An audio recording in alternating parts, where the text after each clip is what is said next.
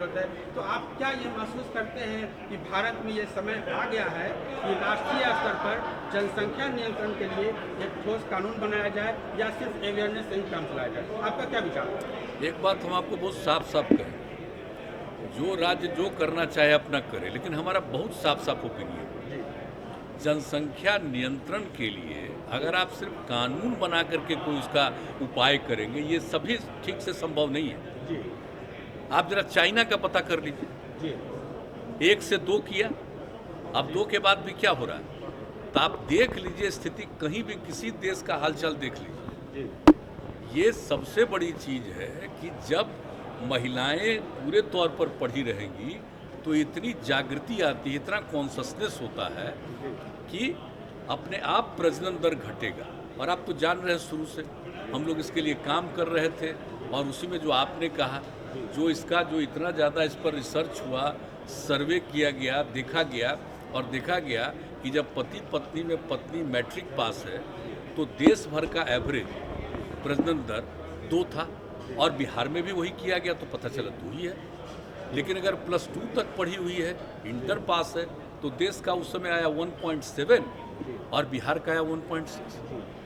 तो उसी समय तो यूरेका की भावना आई ना, हमको लगा कि भाई इतनी बड़ी चीज़ है, ये तो प्रजनन दर को कम करने के लिए। बिहार में कितना ज़्यादा है आप जानते हैं। तो देखिए, इससे काम शुरू करते करते घटते घटते 4 के ऊपर था, अब उससे घटते घटते 3 के पास पहुंच गया। लेकिन ये पूरे तौर पर होगा तो हमको पूरा भरोसा है कि 40 तक, हमको जो लगता है, मेरा अपना व्यक्तिगत जो हम पूरा का पूरा करते हैं कि 2040 तक जरूर ये वृद्धि नहीं रहेगी और उसके बाद घटना शुरू होगी। तो इस तरह से जब बात है तो हम लोग तो इसी पर काम कर रहे हैं। लेकिन बहुत लोग रखता है खाली कानून बना देंगे और उससे हो जाएगा, तो वो तो अपना सोच है अपना अपना। हम लोगों का सोच बहुत साफ है कि कैसे हम कर सकते हैं प्रजनन दर कम, और इसमें कोई कम्युनिटी का हो, सब पर ही असर पड़ेगा। जब महिलाएं बिल्कुल पढ़ी लिखी होंगी तो आप देख लीजिए, कोई कम्युनिटी का हो तो आप पता कर लीजिए, तो इसमें होगा। और इक्का दुक्का तो होता ही न है, कभी कभी तो आप देखें कि पढ़े लिखे लोग भी बहुत पैदा किए हैं क्या तो इस तरह से तो कई लोग होते हैं, तो वो तो एक अलग बात है। ये तो नहीं मान करके चलिएगा कि हम तो कोई कानून के बहुत पक्ष में नहीं है, तो कुछ तो कर सकता है। लेकिन मैक्सिमम ये नहीं कोई कह सकता, दावा कर सकता कि हर परिवार में जो हम बोल रहे हैं कि प्रजनन दर, ओवरऑल प्रजनन दर घटेगा, लेकिन ये दावा हम नहीं कर सकते कि हर एक परिवार में कम ही कर लेगा। लेकिन कुल मिला करके ज़्यादा से ज़्यादा में कम हो, तो कुल मिला करके प्रजनन दर घटेगा।